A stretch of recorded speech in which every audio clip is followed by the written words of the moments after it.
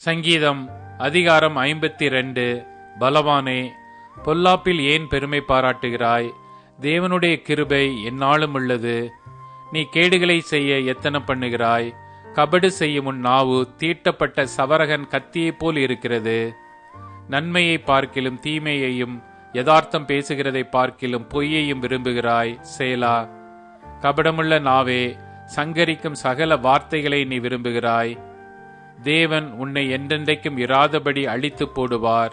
அவர் உன்னை பிடித்து உன் வாசஸ்தலத்திலிருந்து பிடுங்கி நீ ஜீவனுள்ள தேசத்தில் இராதபடிக்கு உன்னை நிர்மூலமாக்குவார். சேலா. நீதிமான்கள் அதை கண்டு பயந்து அவனை பார்த்து நகைத்து, இதோ தேவனை தன் பலனாக எண்ணாமல் தன் செல்வ பெருக்கத்தை நம்பி தன் தீவினையில் பலத்து கொண்ட மனுஷன் இவன்தான் என்பார்கள். நானோ தேவனுடைய ஆலயத்தில் பச்சையான ஒலிவ மரத்தைப் போல் இருக்கிறேன்.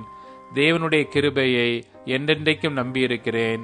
நீரே இதை செய்தீர் என்று உம்மை என்றென்றைக்கும் துதித்து உமது நாமத்திற்கு காத்திருப்பேன். உம்முடைய பரிசுத்தவான்களுக்கு முன்பாக அது நலமாயிருக்கிறது.